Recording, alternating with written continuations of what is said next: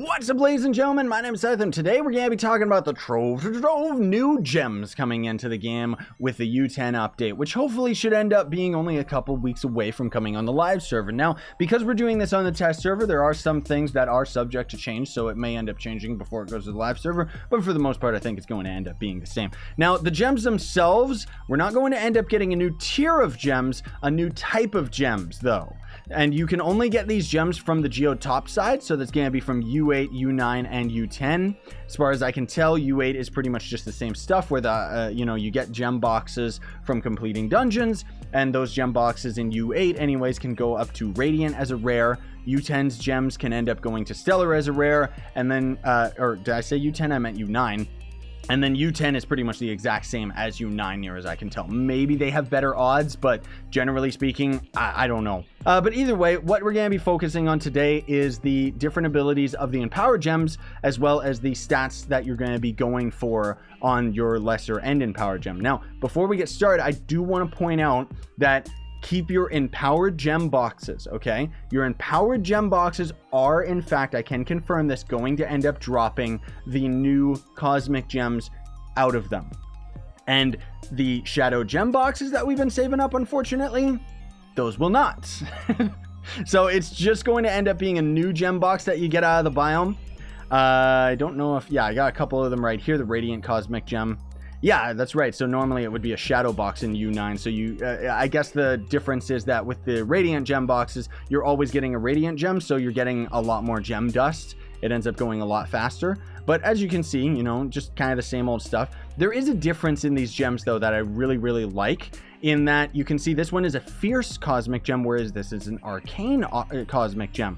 And the difference is that an arcane is always going to only be able to have magic damage, whereas a fierce, which should honestly be called martial if it's staying consistent with the game, can only generate with physical. Now, you can roll that physical damage or magic damage off to max health, but you won't be able to ever roll a fierce gem, for example, to having magic damage. So that generally makes it a lot easier to end up getting the stats that you want. However, you can see that there is the light stat value. Now, the light stat is going to end up governing the topside biome exclusively. So, you know, potentially what the devs were originally planning, it sounded like they were going to have the darkness and light attacks, which was originally called armor and armor penetration, which makes a lot more sense than dark and light. They were going to have those slowly end up getting affecting the rest of the game. So Shadow Towers more exclusively were going to end up actually being affected by these new armor and penetration stats. But now that we've kind of seen, you know, a change in the leadership, we're probably not going to end up seeing that. We might not even see the Geode Phase 3 end up coming out. You know, there's no Rampage bosses in the Geode area or anything like that. It's just kind of standard, normal grinding stuff. But the point is that this light stat doesn't actually work at the time that I'm recording this, so I don't know how this scales. But the important thing to keep in mind is that because light does not affect Shadow Towers, what you're actually going for on a gem, and this is where it gets tricky, is a perfect gem would be to not have any of your pearls. Let's just call it pearls instead of squares, because it honestly makes more sense.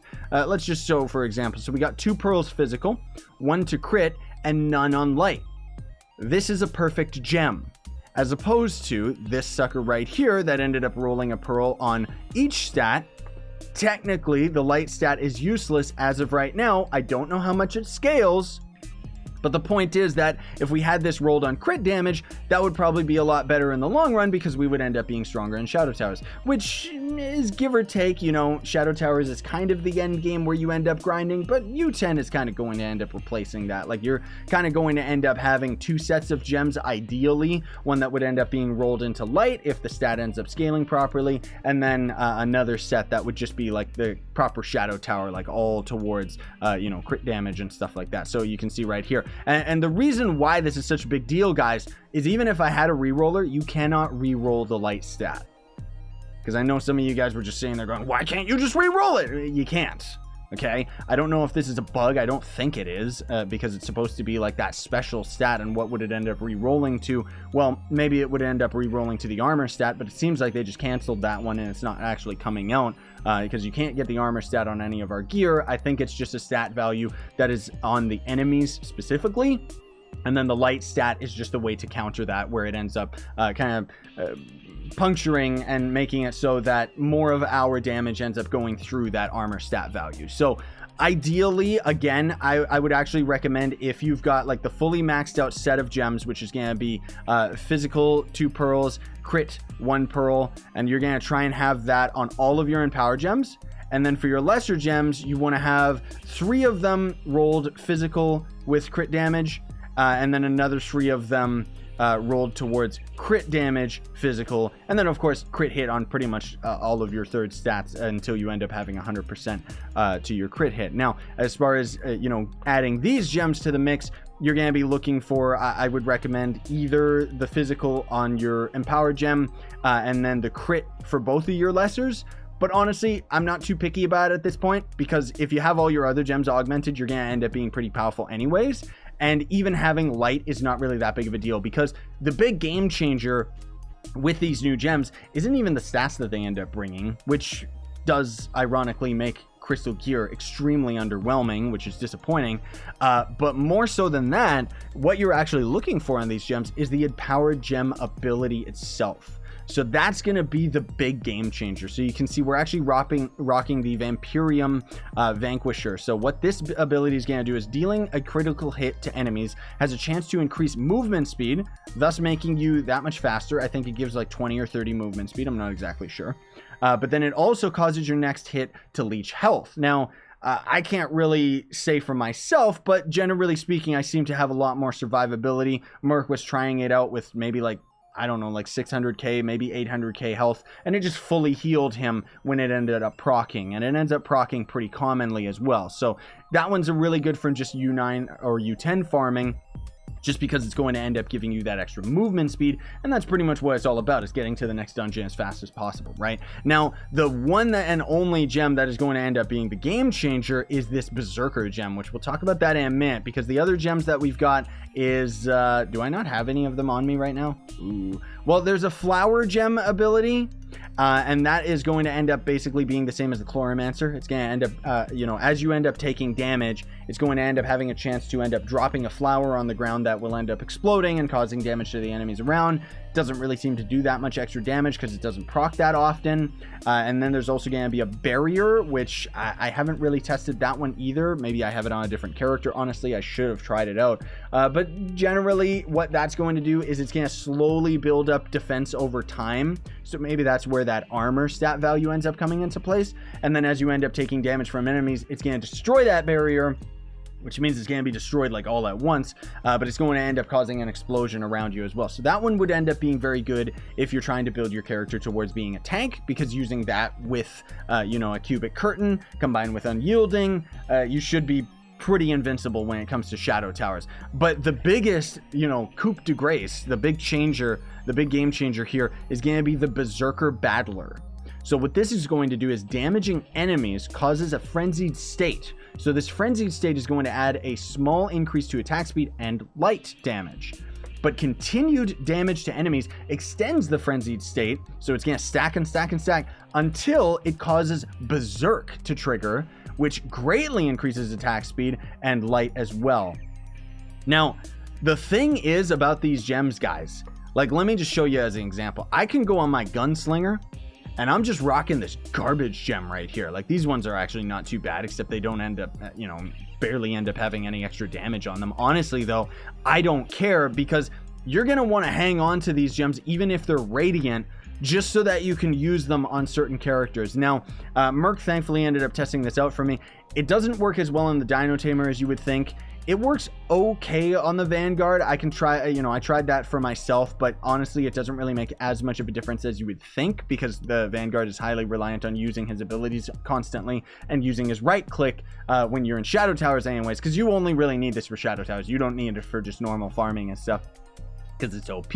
Obviously, it's not going to affect classes like Tomb Raider, Draco, Boomer, kind of. It'll make him a little bit stronger, but he's got a little bit too much knockback for me. The biggest ones that it affects is Gunslinger and Fey Trickster, maybe Ice Sage, but when you trigger your ultimate on the Ice Sage, it's not really going to make that much of a difference because you're going to be at the attack speed cap regardless of having this gem. Pirate Captain's decent on as well, but it makes the biggest difference on Gunslinger and Fey Trickster, and single-handedly throws the Gunslinger well over the top of any of the other characters. Like, I find this to be the most hypocritical gem that's ever been added to the game. I'm not complaining, but I still find it hilarious how essentially what the devs were doing were they were trying to bring all of the other characters up to the Gunslinger's power level, and now this new gem just goes whoop, and Gunslinger is just unobtainably powerful because when you use your ult, you end up lowering your attack speed, and by having this gem, which seems to proc like very, very often, you can defeat Shadow Towers like super duper easy. You can solo Dreadnought, you can solo Hydra, and you could already kind of do that anyways, but now you're just going to be doing it that much faster. Like, you're gonna want to be using your Gunslinger in Ultra Towers. It's just, it makes that much of a difference. Like, Merc and me together were able to get through Dreadnought in like 6 minutes, and that might not be the best time for like a full group of people all decked out and using a candy barb and stuff. That was 2 Gunslingers, dude, and we killed them so fast we didn't even run out of pots. So I think that's fantastic, because anything that makes Shadow Towers faster to me is way better, because less time in Shadow Towers the better, right? And then as far as just normal farming, well, you already know the gem stats that we ended up just talking about. So again, you aren't going to be able to re-roll that light stat, but you are going to be re-rolling these stats. Now on the empowered gem, you can actually re-roll the physical to magic and magic back to physical. It's just going to affect the fierce lesser and arcane lesser, and those are just completely random out of those gem boxes that you end up getting in the new area. So I think that pretty much covers it, and hopefully ended up giving you a bit more insight towards the gem system in general. I guess what I will say is the ideal gems that you're looking for at level 1 is they're going to have all 3 of their gem stats available. So like this right here, this is an ideal gem for an empowered gem, where it's going to be 3 stars and it's going to have all 3 stats. Whereas with a lesser gem, it's going to be 2 stars and have all 3 stats available. The reason why you want to have the all 3 stats available is as you level these gems up, they're going to end up getting pearled on the stats at level 5, level 10, and level 15. So a perfect gem is going to end up looking like this, where you're going to have 3 pearls total. Now, if you end up leveling up a gem that only has 2 stats to it, at level 5, it's going to unlock the 3rd stat instead of putting a pearl towards one of the already pre-existing stats, meaning that you want to have more pearls because essentially that's just giving you more damage, right? So there you go. I think that pretty much covers everything towards it, except I guess for the gem dust itself. As of right now on the test server, of course, you just loot collect the gems themselves. It's going to end up giving you gem dust. I want to see like crystal gear. That's going to end up loot collecting for quite a lot. I don't know if this is intentional, because honestly, you get crystal gear pretty commonly. So thankfully, this new gem dust isn't like disgusting to grind. It's actually pretty reasonable. You can get through it pretty quick. The difficulty for most players is going to be the gem leveling items that you're going to be required. However, when this update ends up hitting, you can notice that they actually got rid of clovers. So gems will no longer be able to break. They're just going to end up failing a lot more often if you're not actually using any boosters and stuff. So you got to keep that in mind. It means that as a free-to-play player, you are slowly going to be building up that karma bar for that successful gem update, which, you know, it does generally make it a lot easier. And fingers crossed that they don't change any of this before it goes live, because I really do hope that it's intentional. Because honestly, I think that these gems, above all else, really need to just be rushed into the game rather than being something as difficult as all of the other gems. I mean, obviously you can still augment these gems, so that's going to be tricky. I don't know whether or not you can end up getting your class gem as a cosmic gem, and honestly, I don't care. I wouldn't want one anyways, because these abilities are absolutely beautiful, or at least a couple of them are.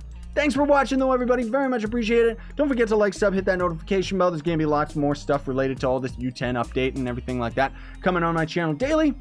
And then otherwise, if you want to support me, you can always go the extra mile of sponsoring the YouTube channel with that join button down below, buying some of my merch, oh hi Merc, or checking out the link down below to Gawkbox, which is a way you can donate to me for absolutely free. You just download phone games and play them for a few minutes. Sign over and stay epic, everybody.